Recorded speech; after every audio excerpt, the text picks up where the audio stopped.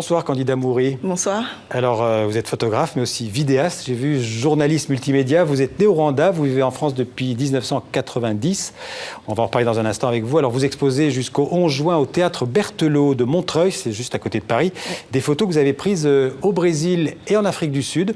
C'est une expo qui est intitulée Danse pour la vie, je l'ai dit, c'est un titre on peut dire qui résume assez bien ce projet que vous avez réalisé. Oui absolument en fait, parce que c'est des écoles qui sont un peu atypiques puisqu'elles utilisent la danse pour réinsérer les adolescents et les enfants qu'elles accueillent.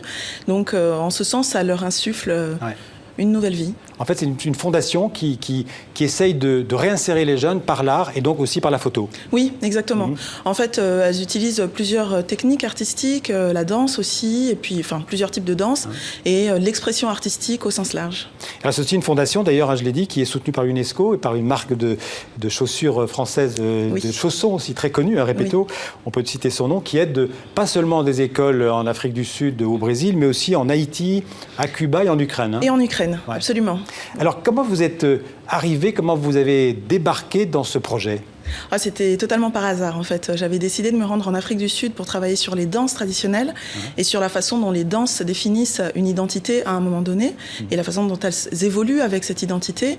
Et j'ai découvert cette école, j'ai découvert son action, j'ai découvert qu'elle était soutenue par cette fondation qui soutenait d'autres écoles. Donc c'est comme ça que voilà, je me suis envolée ensuite pour le Brésil. Et la photo, c'est une passion qui vous vient de l'enfance ?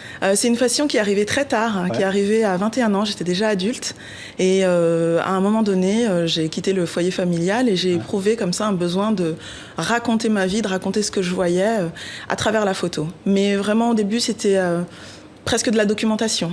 Voilà. On peut dire qu'une certaine manière, la photo et l'art, d'une manière plus large, a changé votre vie ? Oui, complètement. Complètement. Ça a changé ma vie, mais ça a changé aussi mon rapport aux autres. C'est vraiment avec la photo que j'arrive à aller vers les gens, que j'arrive à m'intéresser aux histoires des uns et des autres et que j'arrive aussi à me raconter. Donc, c'est un moyen d'expression qui m'a vraiment libérée. Alors, les photos, on l'a dit, elles seront visibles, vos photos seront visibles à Montreuil ? Oui, du 31 mai au 11 juin. Voilà. Et ensuite, dans la boutique mythique de Repetto, rue de la Paix, jusqu'au 31 juillet. D'accord. Vous avez d'autres projets photographiques à nous parler, à nous présenter ? Je travaille en ce moment sur un projet qui s'appelle Carte d'identité, au pluriel, et qui sert en fait à définir les identités nationales des uns et des autres. Donc je demande à ceux qui veulent bien se prêter au jeu de me donner un lieu dans lequel ils se sentent français. Et voilà, et on les photographie dans ce lieu et à la fin on définit une grande carte de France qui symbolise en fait l'appartenance à la nation française de toutes les personnes que je vais rencontrer. Alors ça tombe bien parce que le mot identité c'est un mot important dans votre vie. Je disais vous êtes née rwandaise, vous vivez en fait en France depuis l'âge de 6 ou 7 ans. Depuis 6 ans effectivement. Aujourd'hui vous vous sentez rwandaise, française, c'est une question un peu bateau si j'ose dire, mais quand même vous avez revendiqué, vous voulez devenir française et... Oui. Ça va marcher ? Ça va marcher. Il faut en parler aux autorités françaises, mais ça va marcher, je pense. Mais c'est parce qu'effectivement, j'ai pris conscience d'être française très tard aussi. C'est en voyageant à l'étranger que je me suis rendu compte que ma culture était avant tout française. Malgré tout, c'est vrai que j'ai un attachement très fort à ma culture de naissance, d'origine, qui est la culture rwandaise. Et j'ai quitté mon pays d'origine assez précipitamment, donc ça n'a pas été une démarche volontaire. D'ailleurs, vous étiez en France au moment du génocide en 1994. Vos parents travaillaient à l'ambassade, je crois. Absolument. Mon père était muté à l'ambassade de France, ce qui nous a sauvé la vie puisqu'on était en France au moment des événements. Et depuis, on n'est pas retourné au Rwanda. Donc, il y a ce rapport à la terre d'origine qui est comme ça très chargé.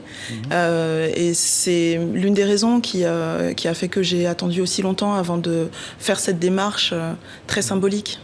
Et aujourd'hui, vous vous sentez citoyenne du monde ? Aujourd'hui, je me sens citoyenne du monde, mais je me sens quand même française. Je suis très imprégnée de la culture française. J'ai appris à lire avec la langue française. Les photographes que j'ai connus étaient français. Et ceux qui m'ont donné envie de faire de la photo étaient français. Donc, oui, je me sens quand même française. Quel conseil vous auriez donné aux jeunes qui nous regardent, en particulier les jeunes Africains qui nous regardent aujourd'hui aux quatre coins du monde grâce à TV5 Monde, pour réussir justement à atteindre sa passion? Je pense qu'il faut être inconscient au début. En fait, faut suivre ses envies, faut suivre son cœur, faut y aller. Et c'est cette insouciance du début qui permet d'ouvrir les portes. Vous allez peut-être présenter vos photos au Rwanda? Ah, j'adorerais. Vous avez encore des contacts avec le Rwanda? Très peu, très peu. J'en ai via des reportages que j'ai effectués pour certains journaux.